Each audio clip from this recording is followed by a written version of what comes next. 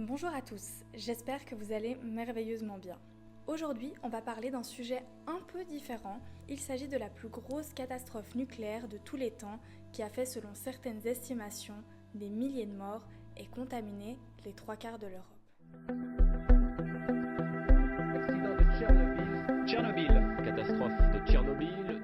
Il y a 38 ans, le réacteur numéro 4 de la centrale nucléaire de Tchernobyl volait en éclats. La centrale nucléaire de Tchernobyl a été construite entre 1970 et 1977. Elle est située à 3 km de la ville de Pripyat, en Ukraine. Pripyat a été spécialement conçue dans les années 1970 afin de loger les employés de la centrale nucléaire. Elle comptait au moment de l'accident environ 50 000 habitants. La ville, elle était considérée comme une ville modèle de l'architecture soviétique, possédant des logements de bonne qualité ainsi que des équipements culturels. Jardins publics, installations sportives, cinéma, théâtre et même un parc d'attractions qui devait être inauguré 4 jours après l'accident. L'ex-URSS utilise des réacteurs RBMK. Le fonctionnement d'un réacteur nucléaire est assez compliqué, mais je vais quand même essayer de vous l'expliquer, mais de la manière la plus simple possible. L'objectif d'une centrale nucléaire est de chauffer de l'eau pour produire de la vapeur. C'est cette vapeur qui doit faire tourner les turbines qui génèrent de l'électricité. Afin d'obtenir la chaleur nécessaire, on utilise ce qu'on appelle la fission nucléaire. Pour ça, on utilise des barres de combustible en uranium. Pour imager un peu, une barre d'uranium est remplie d'atomes qui se heurtent les uns aux autres et qui produisent une quantité d'énergie phénoménale. Et afin de contrôler la réaction et qu'elle se modère, on y plonge des barres de contrôle en graphite. Le 25 avril 1986 au matin devait se dérouler un test de sécurité. Ce test consiste à couper l'alimentation de la turbine afin de vérifier si celle-ci conserve une puissance suffisante pour démarrer les pompes à eau. Ces pompes à eau servent à refroidir le cœur du réacteur.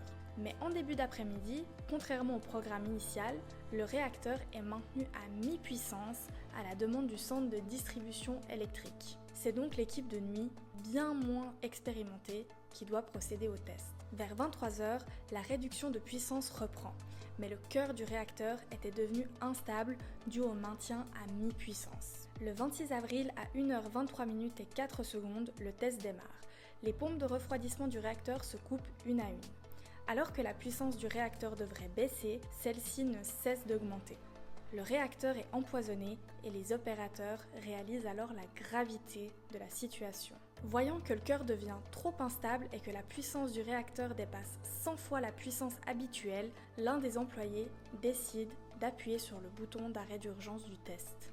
Mais c'est trop tard, le réacteur a été poussé beaucoup trop loin. À 1h23 et 45 secondes, une explosion se produit. Les 2000 tonnes de dalles et de béton recouvrant le réacteur sont projetées dans les airs et retombent sur le cœur qui se fracture par le choc. Un incendie se déclare tandis qu'une lumière au reflet bleu se dégage du cratère. Les techniciens de la centrale ne saisissent pas immédiatement l'ampleur de la catastrophe et pensent que le réacteur est toujours intact. Certains de leurs camarades affirment pourtant que le réacteur n'existe plus, ce qu'ils refusent de croire. Afin d'éteindre l'incendie, les pompiers vont être appelés. Ces derniers interviennent sans équipement particulier et ont été exposés non seulement à une chaleur qui est insoutenable, mais à une intense radioactivité. Au total, 134 pompiers souffrirent d'un syndrome aigu d'irradiation, entraînant 40 décès. Aujourd'hui encore, le lieu de stockage des équipements de pompiers reste l'un des lieux les plus radioactifs au monde, en dehors du réacteur. Le corps réagit en plusieurs temps lors d'une exposition intense à la radioactivité. Dans un premier temps, la peau devient rouge et se bronze de manière chimique. On observe également des vomissements ou la perte de conscience. Dans un second temps, l'irradiation a modifié notre ADN. Le système immunitaire devient inexistant, la peau s'ulcère, les organes et les tissus mous entrent en décomposition, de telle sorte qu'on ne peut même plus administrer de la morphine pour soulager les douleurs qui sont insoutenables. Une douleur qui peut durer des semaines jusqu'à la mort. La population locale n'est pas prévenue le jour même de l'accident. Les autorités soviétiques considèrent que la panique est bien plus dangereuse que la radioactivité. De plus, l'ex-URSS ne peut pas admettre être à l'origine d'une telle catastrophe. L'évacuation est finalement annoncée le 27 avril 1986 à 11h. On demande aux habitants de Pripyat de ne prendre que le strict minimum et leur promettent qu'ils seront de retour dans 2 ou 3 jours.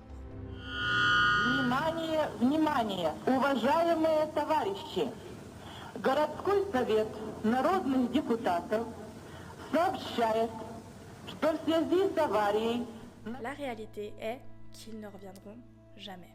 En 1986, plus de 110 000 personnes ont dû être évacuées d'un périmètre de 30 km autour de la centrale. Pendant plusieurs semaines, le gouvernement russe sous-estime les conséquences de l'explosion et opère une campagne de désinformation. L'alerte est donnée au reste du monde 2 jours plus tard, le 28 avril, par la Suède, qui a observé un taux inhabituel de radioactivité. La première conférence de presse russe a lieu 15 jours après l'accident et de nombreux journalistes occidentaux réalisent la dissimulation de la situation par les autorités russes.